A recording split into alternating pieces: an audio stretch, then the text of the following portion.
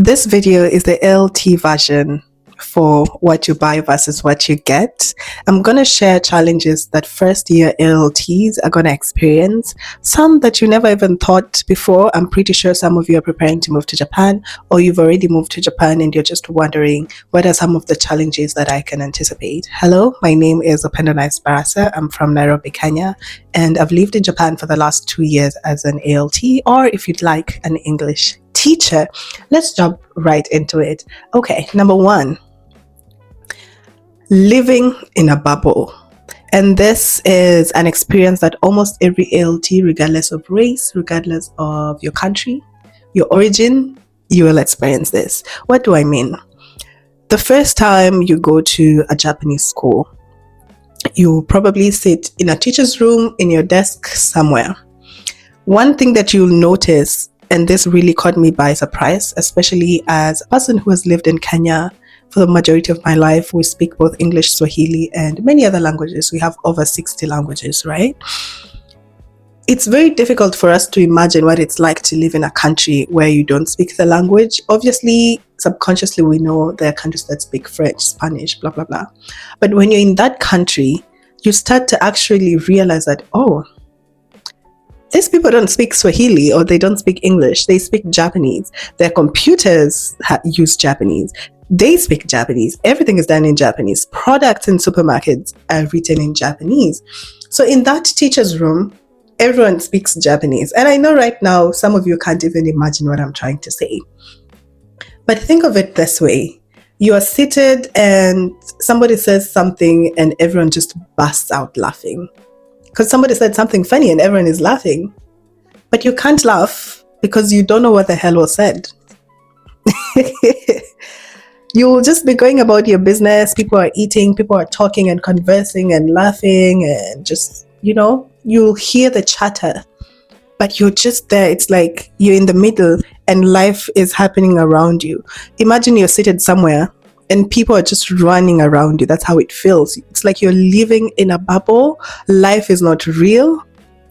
You can't say anything because you don't speak Japanese. And probably they can't say much to you because they don't speak English. So it's like you're in this bubble you can't get out of. And it's the first few weeks can be challenging, but I think over time you kind of get used to it. You're used to how Japanese sounds and it doesn't feel foreign anymore. But the first few weeks, it's going to be a huge, huge challenge. And many a times you don't even know what to do. You have to wait for them to tell you what to do sometimes. Or you need direction. So imagine how difficult it is to find footing when you're new into a working environment back home, where you speak the language, you understand the people, you have a shared culture. It is 10 times harder in a culture, in an environment where you don't speak the language and you don't have like shared values or culture. It's very difficult. That takes us to the next point, which is feeling clueless or inferior. Now, it doesn't mean that you are inferior, but you will feel inferior because you're clueless.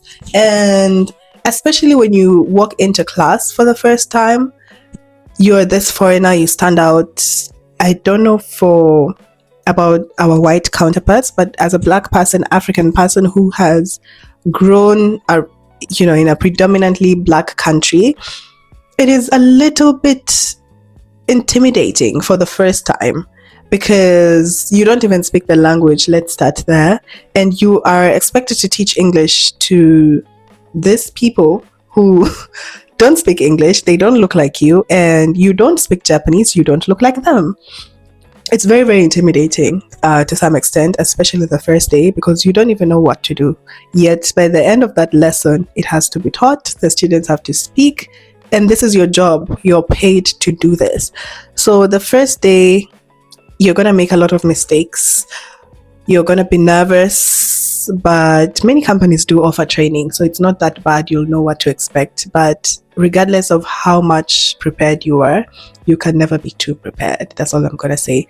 And in those moments, you're going to feel very inferior, extremely inferior, and very clueless at the same time.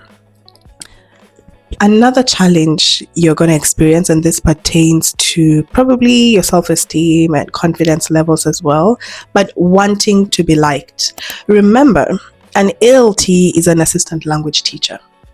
Your role is to assist. And you want to make the Japanese teacher feel like you're not a burden, but you're actually needed, like they actually need you.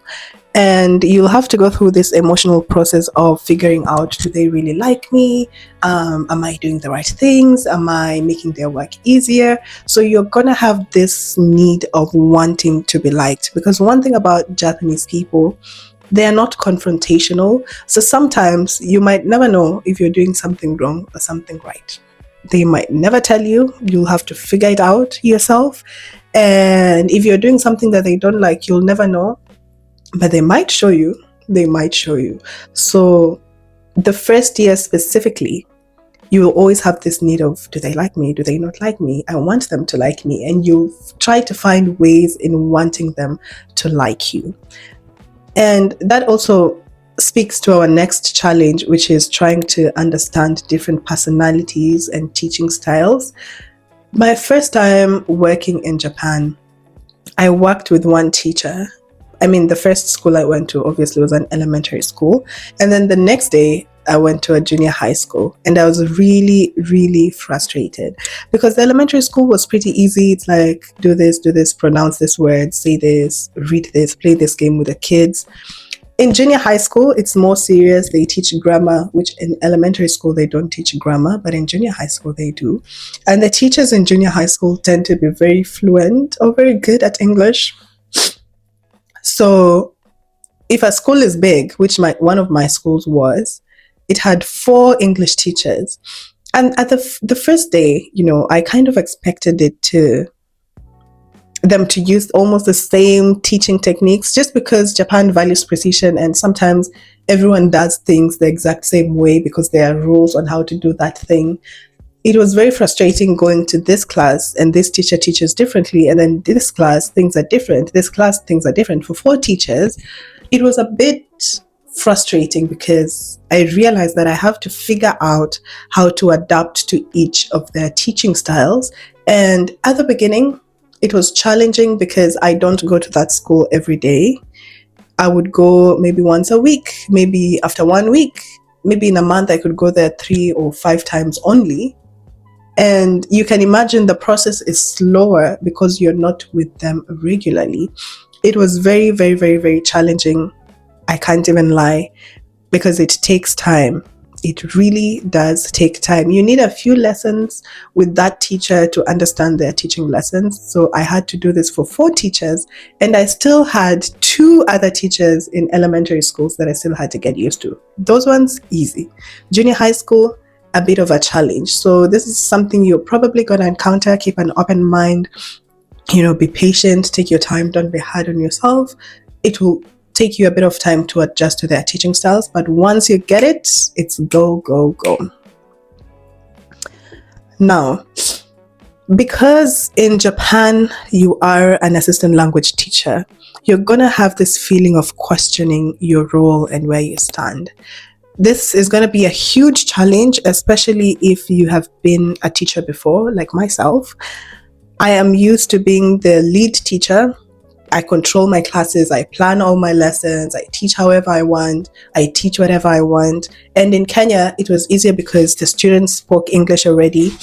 Everything is conducted in English. So I'm not thinking about, teaching them the language because they already speak it. And if I'm teaching English, it's just the rules, fun things, literature, linguistics here and there, grammar, things that they already know. And we're just refining the rules for them. In Japan, you are an assistant language teacher. If you've never taught before, probably this would be the best place for you. But if you've been a teacher, it's easy and also difficult at the same time, because probably, in a classroom, you have to walk around a lot, how to stand in front of kids and make sure that everyone can see the board, the basic rules of teaching. But when it comes to just your role in the classroom, probably you've never been an assistant to anyone before. You don't have control of the lessons and what is done in the classroom. It becomes challenging because you don't know what to do. You really don't know what to do. And if your personality is the kind of, you have an attacking personality, the type that likes to do things their own way, you're very good when you follow your own plan and not somebody else's plan, you're going to struggle.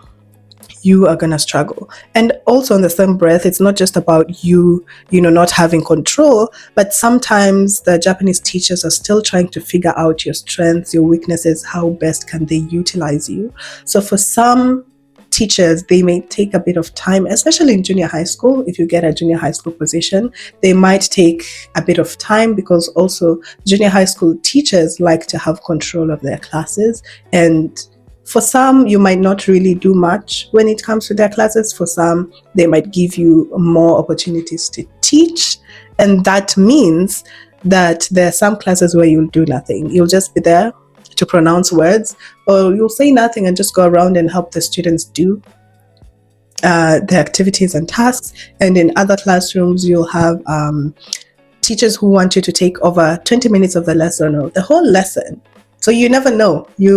Sometimes you have to question your role. What exactly am I doing here? Especially when you are new. The last challenge would be language barrier. I know we have spoken about this lightly in like other aspects, but the language barrier is a bit, it sounds like a given that obviously you're moving to Japan, but when you're actually in Japan and you realize that, I really can't speak Japanese. Especially in elementary schools, we have homeroom teachers who teach English but can't speak English. I don't know if that makes sense. Like, they teach the language but they can't speak the language, or they know just enough to teach but not enough to converse. So sometimes you need to up your gesture game. Japan has really made me think about gestures for almost every English word. And gestures will not just be used in the classroom, but they will also help you outside of the class and outside of work. Because when you go to hospital, when you go to a store, when you go to a place where you need to have a human interaction, you really need to communicate. And sometimes Google Maps and Google Translate and all those sorts of things cannot actually give the right translation. Or sometimes your phone is dead, you don't have your phone with you, but you have to communicate, especially with teachers. Sometimes with kids, you're just walking and a kid comes to you and they're trying to say something, and you see at that point you can't whip out your phone. What do you do? So language barrier is a real thing. And over time, I've started studying Japanese just because of this. It got frustrating to a point that I'm like, you know what? I surrender. I'm going to study Japanese. And that's what I'm doing. So let me know if you've been in Japan for a while. Have you experienced any of these challenges, especially as an ALT? And if you are coming in as an ALT, please let me know if this information was helpful for you. Be sure to subscribe to the channel, like, comment, and if this video was helpful, make sure to stick around for others in the future. See you again next time. Bye.